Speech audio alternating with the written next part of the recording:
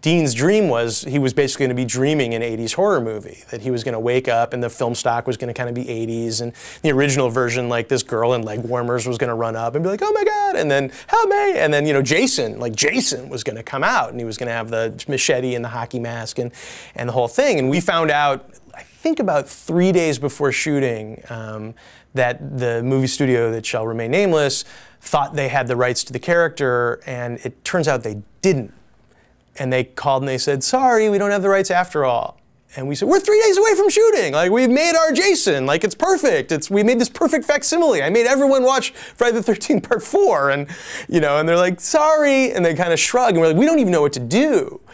And then we had this notion that if, you know, Sam's dream, and illogical, I don't think he like really loves Bella or anything, but I think if Sam's dream is just a sex dream about Bella, and that Sam underneath his like really nice guy exterior is basically a horn dog. So he's like horny, and so he dreamt about, you know, whatever girl is basically passing through the episode. So we liked the idea that Dean being the opposite of that we said, well, you know, if Dean's got a secret, Dean's secret is he wants a really normal family. And then we started thinking about the characters from The Kids Are All Right. And we wrote a scene that, you know, while isn't as maybe funny or surprising as Jason coming out, was more illuminating the character. So in a way, I'm actually happier that that happened. And it's kind of really heartbreaking for me. Like, it wasn't a funny scene, but it became really heartbreaking. You have this character who is telling Dean, like, let's go to, like, you know, let's have this picnic and go pick up Ben from baseball. And it's just like the most suburban minivan life ever. And like, that's what he wants. And his embarrassment that Sam is watching it. And you get the sense he's had this dream all the time, and but he's like embarrassed, and no, I've never had this dream before. And it just really kind of breaks your heart in the middle of sort of this fast-moving episode.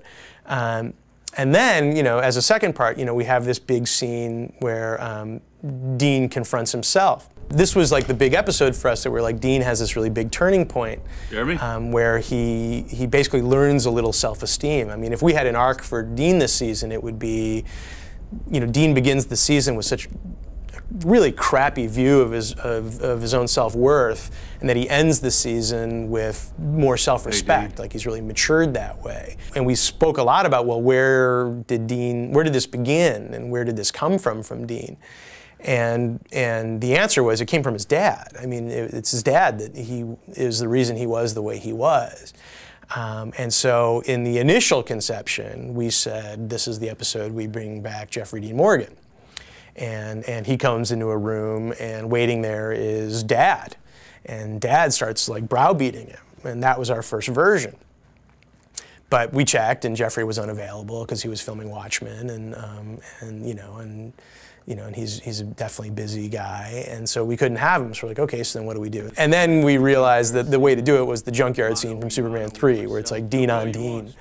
And if you see, like, it's Dean on Dean, but the conversation's still about Dad, which is like the original holdover. Like, it's really about his emotion from Dad, but the only way to make sense would be sort of insecure, awful, angsty Dean talking to our hero Dean, and it's sort of like the bad Dean symbolizes everything that Dean hates about himself, and he finally gets to kill him. And so it worked out, and Jensen made the scene. I mean, you know, he just so rocked it, and like you can so tell. I mean, if you look, he's playing different facets of the same character, and at any given moment, you know which one's which, even though they're played by the same guy. And you know, that's no easy feat, and one of my favorite parts of the episode for sure.